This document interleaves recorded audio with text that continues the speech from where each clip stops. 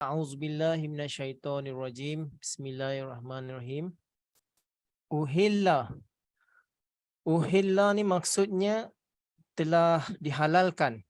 Fil madhi majhul, uhilla telah dihalalkan. La bagi, kum kamu. Lakum bagi kamu. Lailata di malam hari. As-siyam daripada saum tadi, siam ketika berpuasa. Di malam hari ketika berpuasa. Ar-rafasu. Rafasu ini maksudnya bergaul, bercampur. Itu maksudnya rafasa. Dalam surah tentang haji pun dikatakan fala rafasa wala fusuk. Janganlah kamu bergaul dengan tu perempuan, janganlah kamu mengadakan kerosakan. Sama juga rafasa. Ila ke atas atau terhadap, nisa'i maksudnya wanita-wanita atau isteri-isteri, kamu, isteri-isteri kamu. Hunna, dia itu, ini kembali kepada wanita-wanita tadi. Hunna libasun, adalah pakaian. La sama tadi di atas, bagi, kamu. Lakum bagi kamu. Wa dan antum, kamu itu juga, libasun pakaian, la bagi hunna, bagi mereka juga. Jadi libas sini kita tengok makna libas dulu. Libas pakaian ini dalam Al-Quran ada disebutkan apa yang digunakan oleh Al-Quran, apa yang dimaksudkan dengan libas pakaian tadi. Yang pertama, kepada Nabi Adam AS, Allah SWT ada berfirman, Ya Bani Adama, kad anzalna alaikum libasan yuari sawatikum warisha. Yakni, wahai Bani Adam, sesungguhnya kami telah turunkan ke atas kamu pakaian yang menutupi kemaluan kamu dan menjadi zinat. Zinat maksudnya menjadi perhiasan untuk kamu juga. Itu salah satu, dua makna di sini, sebagai menutupi kemaluan kita dan sebagai perhiasan untuk kita. Itu maksud daripada libas. Kemudian dalam surah Nahl, Allah SWT berfirman mengenai libas juga tadi. Wa ja'ala lakum sarabila taqikumul harra wa sarabila taqikum ba'sakum. Yang ini kami telah menjadikan bagi kamu pakaian-pakaian untuk melindungi kamu daripada panas dan sejuk. Ini juga. Jadi libas ada tiga makna. Satu maknanya sebagai menutupi kelemahan kita, menutupi kemaluan kita. Kedua, sebagai perhiasan juga. Ketiga, melindungi kita juga daripada cuaca panas dan sejuk. Dan ada juga libas digunakan untuk berperang. Jadi libas juga untuk melindungi kita daripada terkena hayunan pedang dengan kuat. Jadi dia melindungi kita daripada benda-benda yang kuat juga. Itu maksud libas. Alima telah mengetahui, Allah Ta'ala mengetahui, sangat mengetahui, anna sesungguhnya kamu, kuntum kamu itu, tahtanuna. Ini daripada perkataan khana, maksudnya khianat. Kamu itu mengkhianati. Daripada khana, khianat. Tahtanuna, kamu itu mengkhianati. Anfus, jiwa. Anfusakum, kamu. Anfusakum, jiwa kamu. Fa, maka taba, bertaubatlah. Alaikum, bertaubatlah ke atas kamu, ke atas itu. Wa dan afa, memaafkan. Afa daripada afawa, jadi maksudnya afa memaafkan. Juga maksudnya dia tidak ambil tindakan kepada kita. Afa juga boleh maksud dia melepaskan. Siapa yang melepaskan? Itu Allah Ta'ala. An, dari kamu. Wafa ankum, dan dia akan melepaskan, akan memaafkan kamu.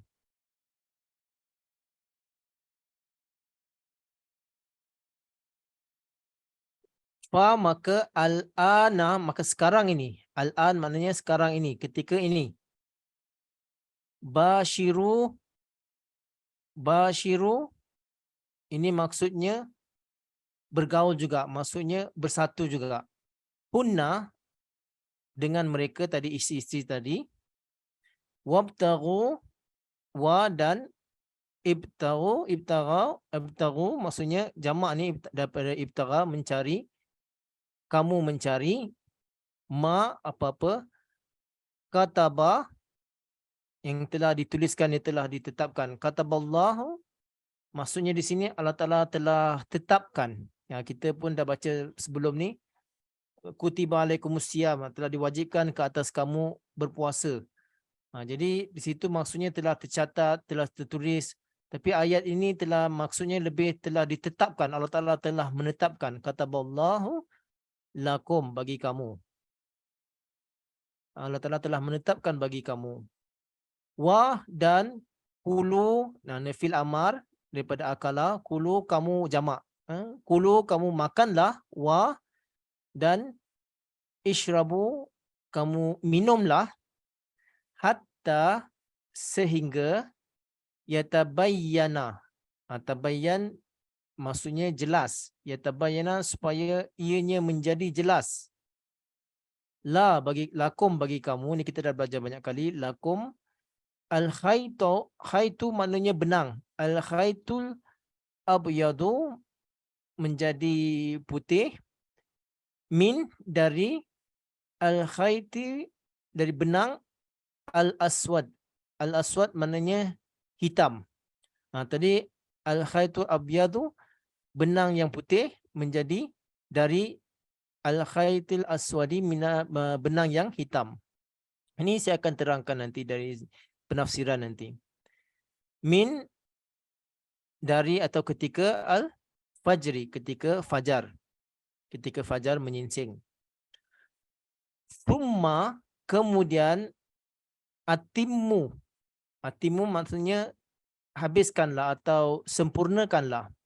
Kamu sempurnakanlah asyam, puasa itu, ila sehingga al-lail, ketika sampailah malam. Lail maksudnya malam. Wa dan la janganlah tubashiru kamu bergaul. Sama sangat tadi bashiru, tubashiru kamu bergaul. Hunna dengan isteri-isteri kamu. Wa dan antum kamu itu akifun. Akifun maknanya orang-orang yang iktikaf. Maknanya apabila kamu melakukan iktikaf di masjid.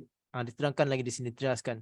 Fi di dalam al-masajid, dalam masjid-masjid, jamak daripada masjid jadi masajid. Di masjid-masjid. Tilka itulah. Ini tilka maknanya kata tunjuk, itulah hudud. Hudud ini maksudnya boundary. Apa hudud? Boundary dalam bahasa Melayu apa? Batasan. Inilah batasan Allah daripada Allah Ta'ala. Inilah batasan daripada Allah Ta'ala. Fa maka janganlah. La makun janganlah. Takrabu kamu mendekati. Ha wanita-wanita tadi. Jangan kamu mendekati mereka. Kadzalika itulah yubayyinu telah diterangkan Allah. Ini Allah Ta'ala telah menerangkan ayatihi tanda-tandanya. Tanda-tandanya ayat maknanya jamak daripada ayat. Ayatihi tanda-tandanya li bagi an-nasi bagi manusia. La'alla supaya hum mereka itu yattaqun menjadi orang-orang yang bertakwa. Okey. Ayat ni panjang, kita lihat terjemahan dahulu. Apapun kita mesti melihat pada terjemahan dahulu sebelum kita boleh menafsirkannya. Jadi terjemahannya yang mudah. Uhilla lakum lailatas siyami rafasu ila nisaikum. Maknanya telah dihalalkan bagi kamu di malam hari ketika berpuasa untuk bercampur dengan wanita-wanita kamu, yakni isteri-isteri kamu. Hunna libasul lakum wa antum libasul lahunna. Dan sesungguhnya mereka itu adalah pakaian bagi kamu dan kamu juga merupakan pakaian bagi mereka. Alimallahu annakum kuntum takhtanuna anfusakum. Sesungguhnya Allah Ta'ala mengetahui kamu itu telah melakukan khianat terhadap jiwa kamu sendiri. Kamu telah merosakkan, membinasakan diri kamu sendiri. Fataba alaikum, maka bertaubatlah kamu ke atasnya. Wa'afa ankum, maka dia akan memaafkan kamu darinya.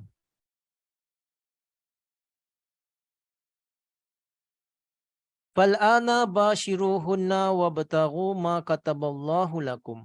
Maka sekarang itu gaulah mereka isteri itu dan carilah apa yang telah ditetapkan oleh Allah Ta'ala bagi kamu. Wa kulu washrabu hatta yatabayyana lakumul khaytul abyadu minal khaytil aswadu minal fajr. Makanlah dan minumlah sehingga menjadi jelas bagi kamu benang yang putih dari benang yang hitam di waktu pagi, di waktu fajar. Thumma atimus siyama ilal lail. Maka kemudian sempurnakanlah puasa itu sehingga pada malam hari. Wala tubashiruhunna wa antum aqifun, dan janganlah kamu bergaul, bercampur dengan mereka ketika kamu melakukan iktikaf fil masajid, di dalam masjid. Tilka hududullahi fala takrabuha. Maka ini adalah perbatasan yang Allah Ta'ala telah jelaskan, maka janganlah kamu mendekati mereka.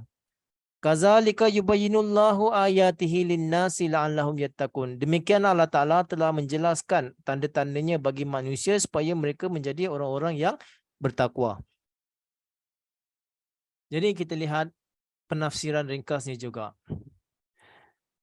Uhilla lakum lailatas siyamir rafasu ila nisaikum. Hunna libasul lakum wa antum libasul lahunna. Okey. Ayat ini Allah SWT menerangkan kepada umat Islam bahawa ketika bulan suci Ramadan kita berpuasa siang hari, jadi malam kita tidak berpuasa.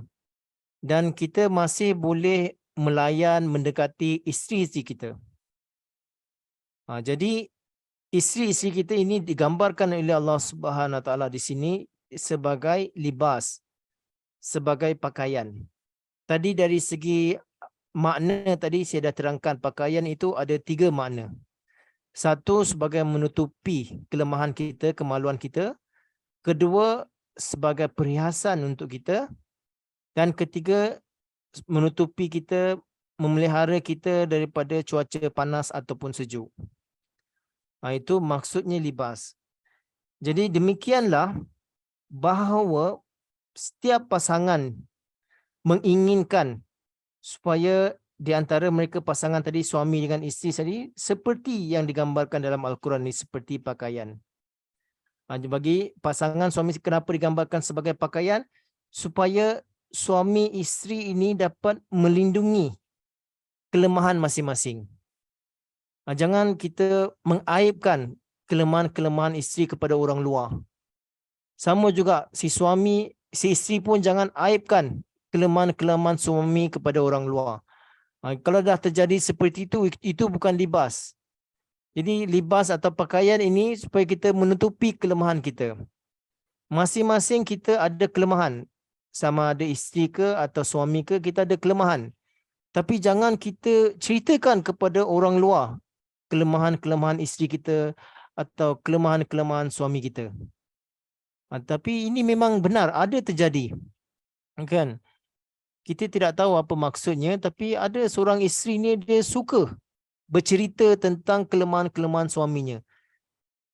Dia bukan saja setakat di tempatnya dia bercerita, sampai ke mana-mana, ke jalsa ke mana-mana dia pergi, dia ceritakan tentang kelemahan suaminya. Kita tak tahu apa kehendaknya dan kesudahannya akhirnya mereka bercerai. Tapi itu memang kalau kita mendengarnya pun sangat tidak seronok. Sebab tu kita sebagai orang-orang beriman, kita selalu perlu ingatkan isteri-isteri kita ataupun ingatkan suami-suami kita bahawa kita ni sebagai libas, sebagai pakaian digambarkan dalam Al-Quran. Supaya masing-masing menjaga kelemahan masing-masing. Jangan kita hebahkan atau hebohkan kepada orang luar.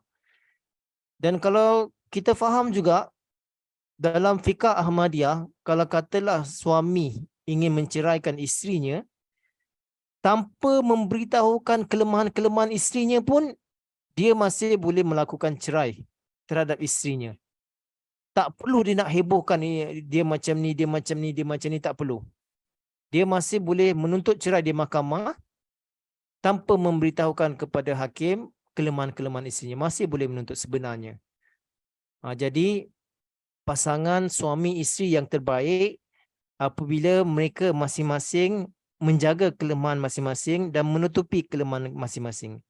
Ini yang maksud asal awal tadi, sebagai melindung kita daripada kelemahan, daripada kemaluan. Dan kedua maksudnya sebagai perhiasan. Jadi ini pun sangat menarik. Bahawa bagaimana kita menjaga perhiasan kita kan. Kita ada perhiasan cincin ke, gelang ke, rantai ke, subang ke, apa-apa saja, jam tangan ke.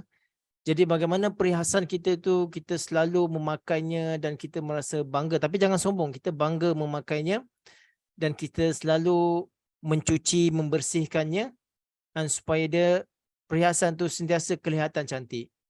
Kalau kata emas, perak tu dah berkarat, lama-lama dia kena cuci dengan chemical supaya dia berkilat kembali.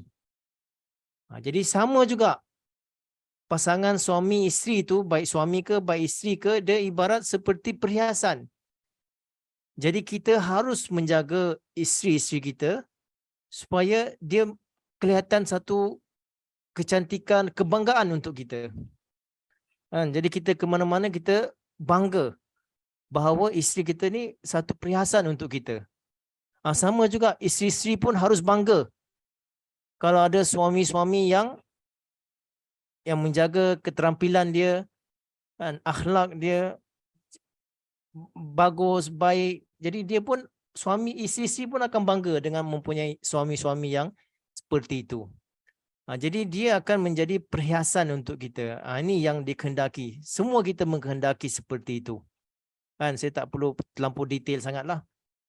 Kita semua mengkehendaki seperti itu. Seperti yang pertama tadi, yang kedua ini juga. Dan kita bangga kita mempunyai isteri yang seperti ini, yang menjadi perhiasan untuk kita. Begitu juga isteri-isteri pun bangga mempunyai suami yang merupakan perhiasan untuk dia juga. Okey. Yang ketiga maksudnya adalah supaya melindung kita daripada panas dan sejuk, cuaca-cuaca yang ekstrim.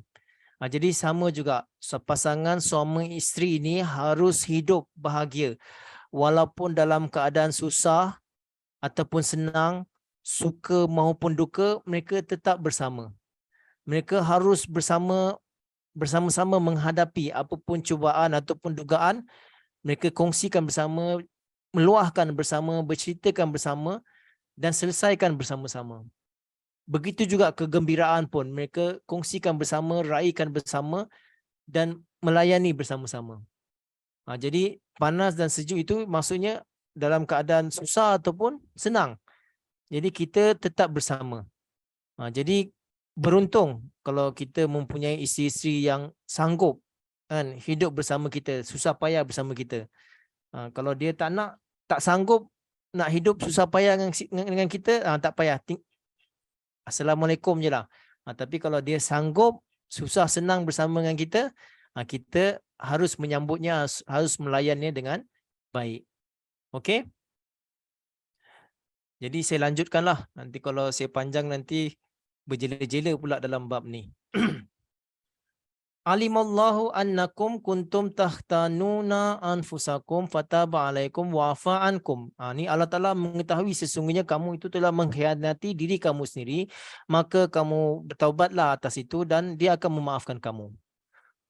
Maksudnya di sini yang dikatakan tahtanuna anfusakum, kamu mengkhianati diri kamu, ini terjadi di zaman Rasulullah sallallahu alaihi wasallam ketika puasa. ada diriwayatkan dalam hadis, ada sahabat yang sebelum berbuka puasa dia dah tertidur. Jadi dia tertidur sampai besok pagi dan dia pun tak makan, tak sahur. Semalam buka puasa pun tidak, sahur pun tidak. Kemudian sampai tengah hari dia pingsan. Jadi ada di antara orang yang puasa yang seperti itu, cuma makan sekali saja buka puasa, lepas tu malam tu pun puasa sampai besok pagi. Sekali saja makan.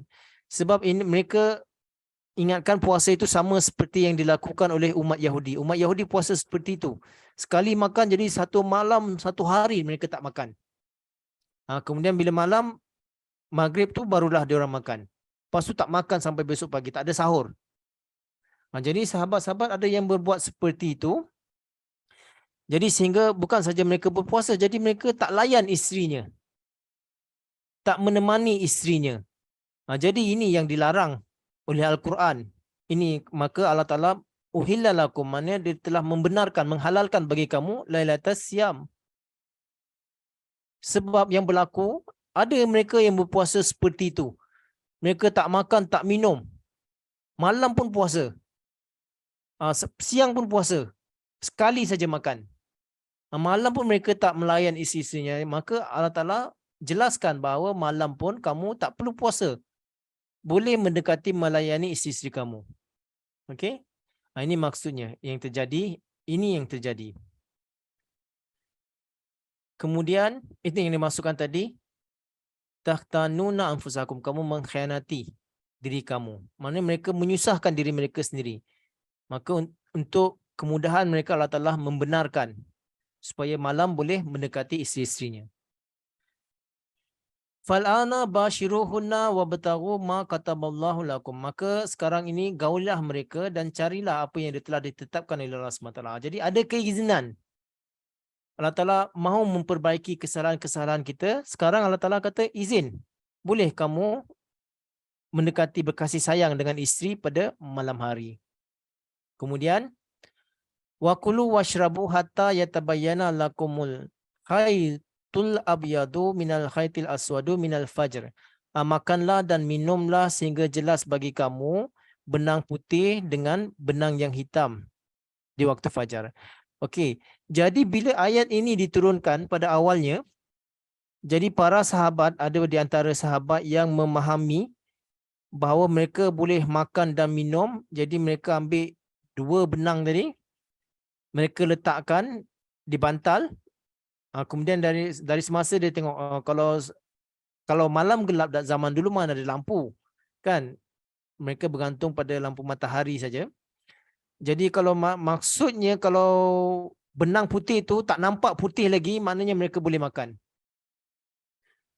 Kemudian kalau benang itu tak nampak gelap, maksudnya dua-dua tak nampak, masih gelap, maksudnya masih boleh mereka makan. Tapi kalau dah nampak benang tu dah jadi nampak putih dia, warna dia putih tadi tu dah nampak, barulah mereka berhenti makan. Jadi mereka zahirkan, mereka ceritakan kepada Rasulullah SAW yang mereka faham seperti ini. Tapi Rasulullah SAW tersenyum. Rasulullah bukan seperti itu. Dan Rasulullah SAW jelaskan yang dimasukkan benang putih dengan benang hitam ini. Jadi bila terjadi dengan itu, maka turunlah ayat seterusnya, minal fajri, di waktu pagi. Jadi maksudnya sini bukanlah benang putih, benang hitam tadi itu yang mereka simpan di rumah.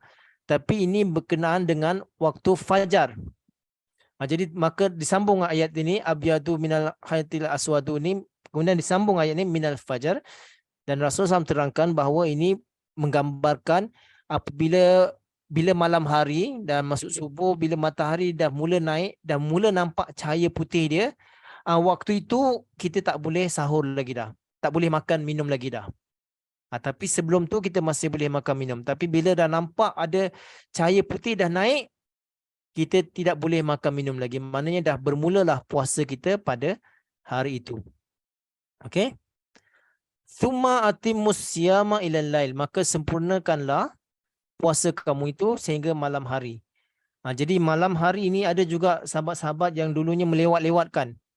Mereka lewat-lewatkan, dah kata dah malam betul baru mereka nak makan. Tapi Rasulullah SAW banyak dalam hadis kita dah belajar.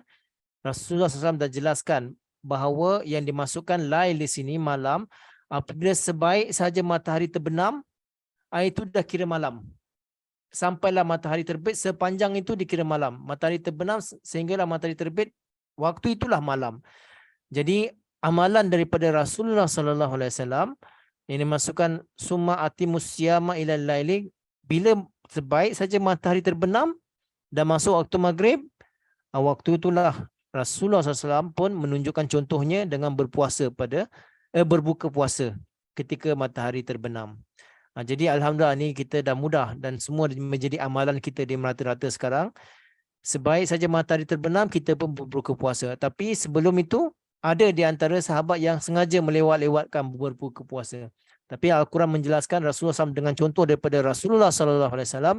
Maksudnya lail ini, sebaik saja matahari terbenam, itu dah masuk malam. Okey.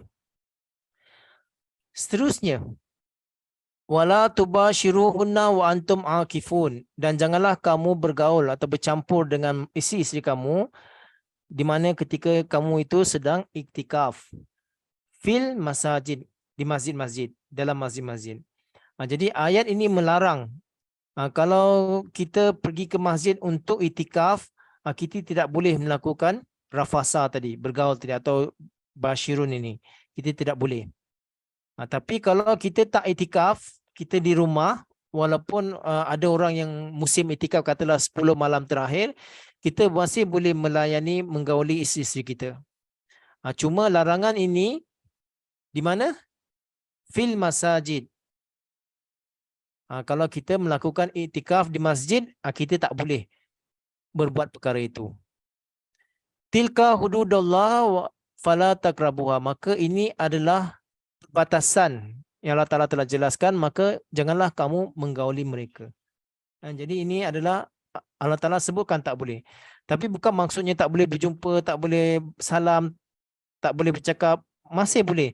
Sebab apa? Ada contoh Rasulullah SAW ketika beliau iktikaf di masjid, jadi ada cermin di balik rumah Rasulullah SAW attach dengan masjid.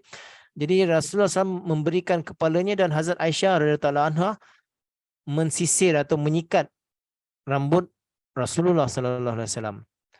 Itu masih boleh.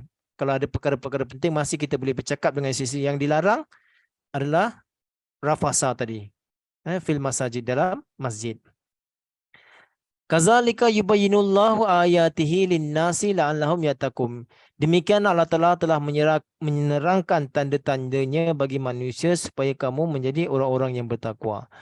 Jadi ayat ini menjelaskan bahawa semua panduan, peraturan yang Allah Ta'ala telah sebutkan di atas tadi, ayat ini panjang tadi, ini Allah telah jelaskan supaya manusia menjadi orang-orang yang bertakwa. Kita dah belajar banyak kali bertakwa ni. Takwa ni dari takwa maksudnya pelindung. Jadi akan menghalang kita daripada melakukan dosa. Bila kita terhalang daripada melakukan dosa, peluang atau ruang untuk membuat kebaikan itu terbuka pada kita. Bila ruang dan peluang terbuka kita untuk membuat kebaikan, lalu membawa kita dekat kepada Allah Subhanahu Wa Taala. Lalu kita boleh mengenali Allah Subhanahu Wa Taala. Jadi semua pelajaran ini, panduan yang diterangkan di atas ini kepada manusia supaya mereka menjadi orang-orang yang bertakwa, supaya mereka terpelihara daripada dosa, supaya mereka terus boleh melakukan kebaikan, supaya mereka boleh lebih mendekatkan diri lagi kepada Allah Subhanahu Wa Taala.